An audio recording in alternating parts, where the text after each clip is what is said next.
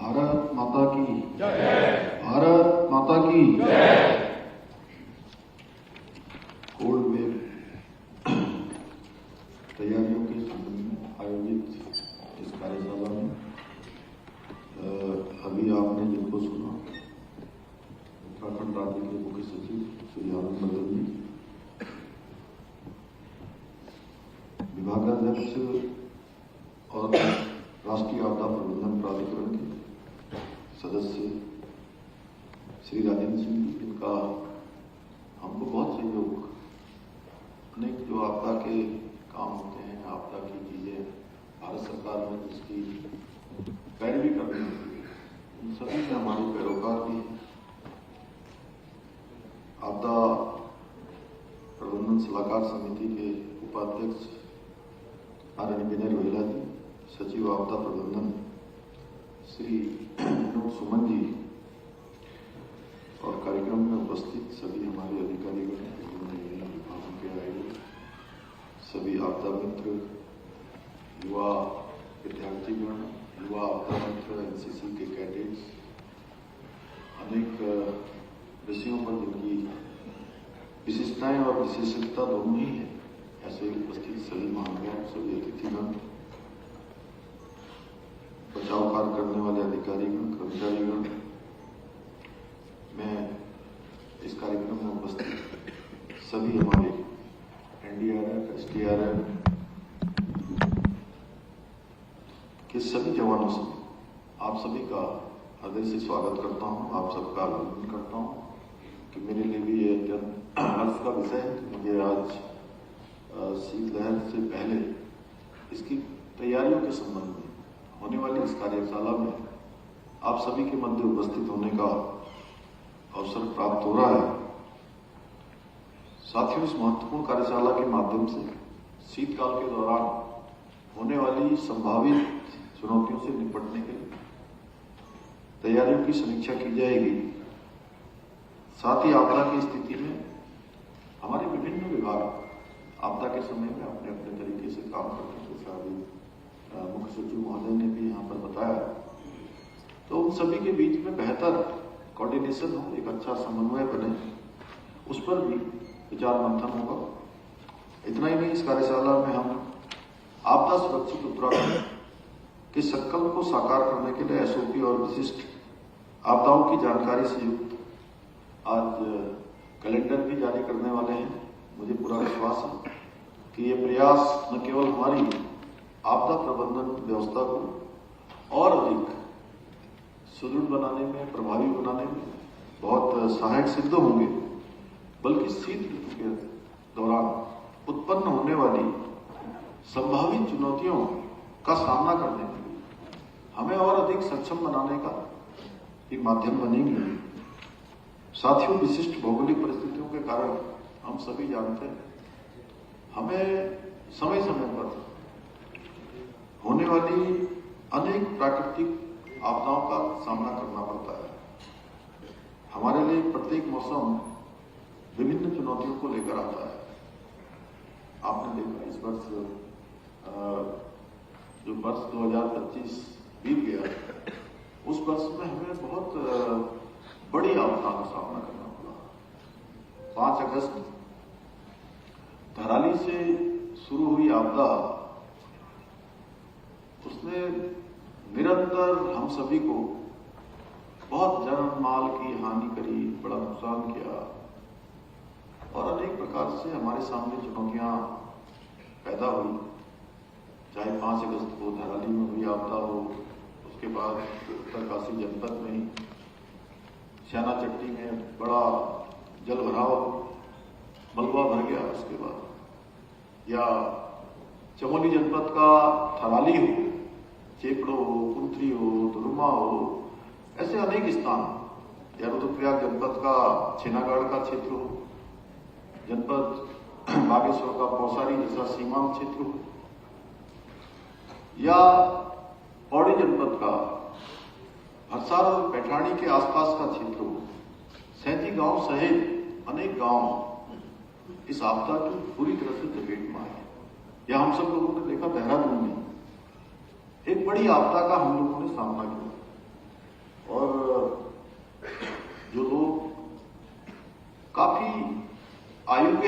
अनुभव उनके जीवन का है, उन्होंने भी शायद अपने जीवन में पहली बार इतनी बड़ी आपदा को देखा। इस प्रकार की आपदाओं को हमें सामना करना पड़ता है, हमारे लिए बहुत चुनौतियां हैं और इन प्राकृतिक आपदाओं से बचना भी बहुत कठिन है, मुश्किल है, आसान नहीं है। लेकिन त्वरित प्रतिक्रिया, सतर्कता और समन्वित प्रयासों से जो आपदा से होने वाले नुकसान हैं उनको काफी कम किया जा सकता है। इसके लिए आवश्यक है कि हम सभी संबंधित विभागों के बीच आपसी समन्वय स्थापित करते हुए पूरी सजगता, संवेदनशीलता के साथ आपदा पूर्व तैयारियों को सुनिश्चित करें। क्योंकि मेरा मानना है कि आपदा प्रबंधन किसी एक विभाग तक सीमित नहीं रहता है, एक विभाग की सीमित जिम्मेदारी नहीं है, बल्कि ये हमारा सबका सामूहिक दायित्व है। एक कलेक्टिव एफर्ट्स इसमें हम सबको लगाने होते हैं, जिसमें हमारा प्रशासन है, स्थानीय निकाय है, स्वयंसेवी संगठन है और आम जनता, सभी की सक्रिय भागीदारी बहुत आवश्यक है। साथियों, आज आदरणीय प्रधानमंत्री श्री नरेंद्र मोदी जी के दूरदर्शी नेतृत्व में आपदा जोखिम न्यूनीकरण को एक प्रमुख वैश्विक एजेंडा बनाकर कार्य किया जा रहा है। हमारी प्रदेश सरकार भी आदरणीय प्रधानमंत्री जी के मार्गदर्शन और सहयोग से आपदाओं से निपटने के लिए आधुनिक तकनीकी और वैज्ञानिक उपायों को अपनाने पर विशेष जोर दे रही है। आज हम digital monitoring system, glacier research centre, जल स्रोत संरक्षण अभियान और जन भागीदारी कार्यक्रमों के माध्यम से हिमालय के दीर्घकालिक संरक्षण की दिशा में भी हम काम कर रहे हैं। साथ ही हमने आपदा की स्थिति में त्वरित कार्रवाई के लिए रैपिड रिस्पांस टीमें गठित करने के अलावा drone surveillance, GIS mapping, satellite monitoring के माध्यम से आपदा के संभावित जोखिम क्षेत्रों की पहचान करने की शुरुआत भी की है, जिससे ऐसी जगहों पर विशेष ध्यान दिया जा सके। राज्य में आपदा प्रबंधन विभाग, वन विभाग, एसडीआरएफ, एनडीआरएफ एवं स्थानीय प्रशासन के बीच बेहतर समन्वय स्थापित किया गया है, जिससे समय रहते आपदा की घटनाएं से होने वाली उस नुकसान को कम से कम किया जा सके। इसके अलावा हम अधिक ऊंचाई वाले स्थानों की मॉनिटरिंग करने के लिए सेंसर लगाने की दिशा में भी कार्य कर रहे हैं। इतना ही नहीं, राज्य में अर्ली वार्निंग सिस्टम को भी मजबूत किया जा रहा है ताकि समय रहते सभी को चेतावनी दी जा सके। साथ ही मौसम पूर्वानुमान से लेकर जलवायु परिवर्तन शोध के लिए डेटा एनालिटिक्स और सैटेलाइट इमेजरी के उपयोग की दिशा में भी कार्य किया जा रहा है। भाइयों बहन, उत्तराखंड जैसे हमारे राज्य में एवलांच यानी कि हिमस्खलन एक गंभीर प्राकृतिक जोखिम है, इसको भी हम नजरअंदाज नहीं कर सकते। विगत वर्ष चमोली जनपद के माणा में एक बड़े एवलांच की घटना हम सभी के लिए बड़ी पीड़ादायक रही और इस दुर्भाग्यपूर्ण हादसे में 8 लोगों की असमय मृत्यु हुई। इस दौरान एनडीआरएफ, एसडीआरएफ, आईटीबीपी, बीआरओ, सेना और अनेक विभागों ने टीमों ने विषम परिस्थितियों में अद्भुत समन्वय के साथ राहत और बचाव कार्य किया।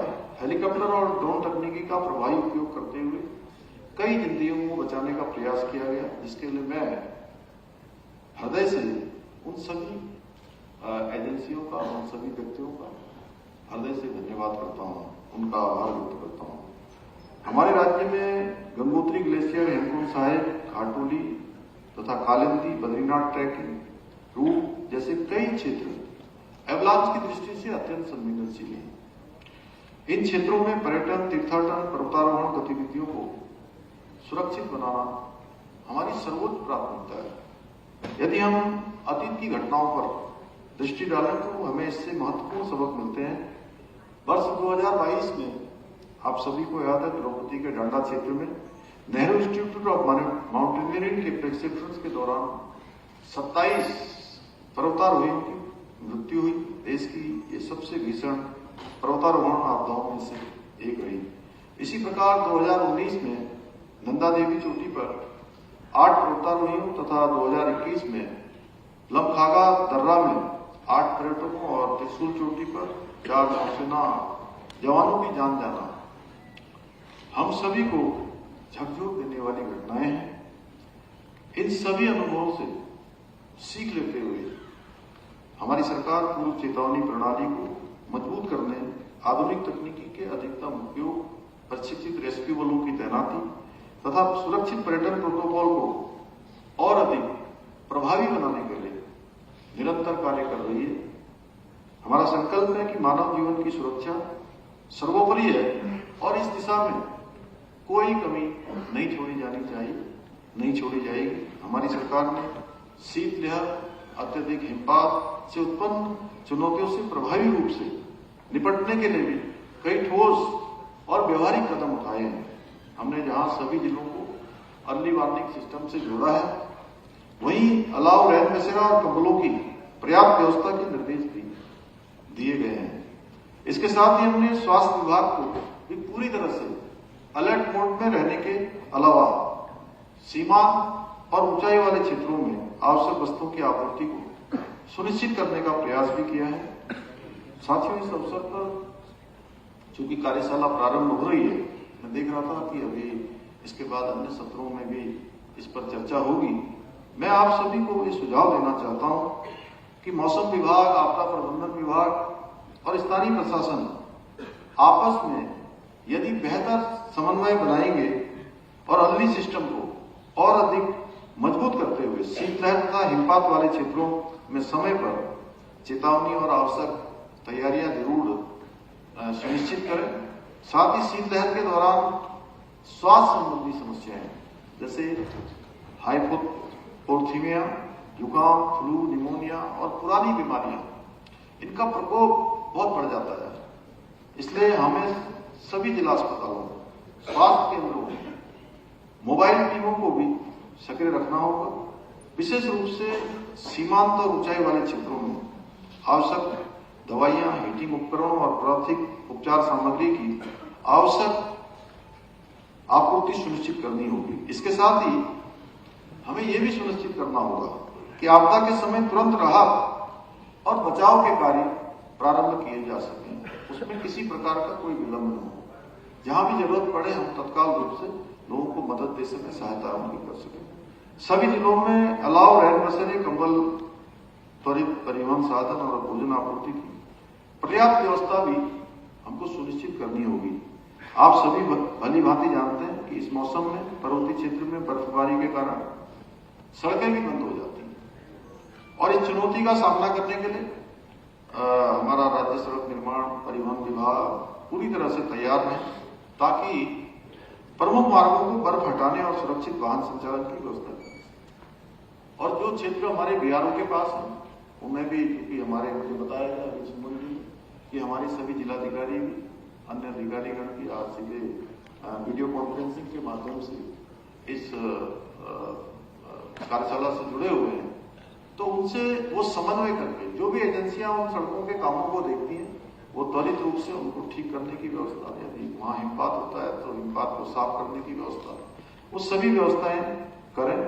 इसके साथ ही आम जनता को यातायात संबंधी चेतावनी, सड़क बंद होने की सूचना और वैकल्पिक मार्गों के बारे में जागरूक करना भी हमारी प्राथमिकता होनी चाहिए। साथियों, शीतलहर की स्थिति में संचार और प्रशासनिक समन्वय भी अत्यंत महत्वपूर्ण है, जो मैंने शुरुआत में भी कहा था। इसलिए सभी जिला मुख्यालयों में ब्लॉक स्तर, ग्राम स्तर पर इमरजेंसी ऑपरेशन सेंटर स्थापित किए जाए, जो ये सुनिश्चित करें कि संचार व्यवस्था ये बाधित न हो, संचार व्यवस्था अनवरत रूप से चलती रहे। साथ ही स्थानीय प्रशासन और पंचायतों को आपदा प्रबंधन के लिए जागरूक और सक्रिय किया जाए। हमें यह भी सुनिश्चित करना होगा कि आम जनता को समय समय पर शीतलहर से बचाव के उपाय, सुरक्षित रहने के दिशा निर्देश के साथ साथ आवश्यक वस्तुओं और बचाव सामग्री की भी जानकारी उपलब्ध कराई जाए। इसके लिए स्वास्थ्य जागरूकता संदेश, विशिष्ट हेल्पलाइन नंबर आदि की व्यवस्था भी की जा सकती है। एक सुझाव इस तरह का काम भी हम कर सकते हैं, क्योंकि जब नागरिक जागरूक और सतर्क होंगे तभी हमारी तैयारियां पूरी रूप से सफल हो सकेंगी। क्योंकि जब कोई भी काम जो कि हम लोगों की बचाव के लिए कर रहे हैं, लोगों की सहायता के लिए कर रहे हैं, तो उन स्टेक होल्डर्स को जिनके लिए हम तैयारियां कर रहे हैं उनको भी इन सभी तैयारियों में हमें सम्मिलित करना चाहिए। साथियों, आप लोग राज्य के संवेदनशील और उच्च पर्वतीय क्षेत्रों को पहले से ही चिन्हित करें जहां ठंड और हिमपात सबसे अधिक प्रभाव डालते हैं। इन क्षेत्रों में विशेष निगरानी, स्वास्थ्य चेकअप, भोजन और गर्म रहने की सुविधाएं पहले से सुनिश्चित करें। साथ ही स्कूलों, आश्रमों और वृद्धाश्रमों में विशेष निर्देश दें ताकि वहां रहने वाले नागरिक सुरक्षित रह सकें। इसके साथ ही स्थानीय स्तर पर युवा आपदा मित्र, जो मुझे आज बड़ी संख्या में यहाँ पर दिखाई दे रहे हैं, आपदा सखी जैसी टीमों को सक्रिय करें जो स्थानीय समुदायों में शीतलहर, हिमपात, अन्य आपदाओं के दौरान जागरूकता फैलाने और प्राथमिक सहायता प्रदान करने और जरूरतमंदों तक त्वरित सहायता पहुंचाकर मदद कर सकें। मैं इस अवसर पर आप सभी से यह भी अपेक्षा करता हूं कि इस प्रकार की कार्यशाला जो शीतलहर से पूर्व होती है, जब से हम चार धाम यात्रा हमारी समाप्त होती है, यानी पूरी होती है, द्वार बंद हो जाते हैं, कपाट बंद होने के बाद हमको अगली यात्रा की तैयारी और शीतलहर की तैयारी दोनों एक साथ प्रारंभ कर देनी चाहिए, क्योंकि शीतकाल से बचाव से हम लोगों को समय पर जागरूक कर सकें और उनकी मदद कर सकेंगे। साथ ही वर्षा काल से पूर्व अर्थात जून से पहले भी इस प्रकार की विशिष्ट कार्यशाला आयोजित की जानी चाहिए। वैसे गत वर्ष हम लोगों ने काफी कार्यशालाएं यहाँ पर आयोजित की थी। मुझे लगता है कि ये दोनों हमारे कैलेंडर का हिस्सा होना चाहिए, ये हमारे कैलेंडर में आ जाना चाहिए, जो वर्षा काल में होने वाली आपदाओं से बचाने के लिए भी प्रोएक्टिव मैकेनिज्म को तैयार कर सकेंगे। साथियों, जब हम एक टीम के रूप में सभी लोग समन्वित होकर काम करेंगे, मिलजुल कर प्रयास करेंगे, तभी हम कठिन परिस्थितियों से अपने नागरिकों को और त्वरित तक प्रभावी जो कार्रवाई है, राहत है, उन तक पहुंचाने में सफल हो पाएंगे। मुझे पूरा विश्वास है कि आज की ये कार्यशाला शीतलहर की चुनौतियों से निपटने के लिए एक बहुत मजबूत रोड मैप यहाँ पर तैयार करेगी और आप सभी विषय विशेषज्ञों के सुझाव इस साझा प्रयास को अधिक और प्रभावी बनाएंगे। आइए हम सब मिलकर एक सुरक्षित आत्मनिर्भर उत्तराखंड के निर्माण के जो हमारा विकल्प संकल्प है उसको साकार करने के लिए हम सब मिलजुल कर कार्य करेंगे। इतना ही आप सबसे निवेदन करते हुए आप सभी का धन्यवाद करता हूँ। जय हिंद, जय भारत, जय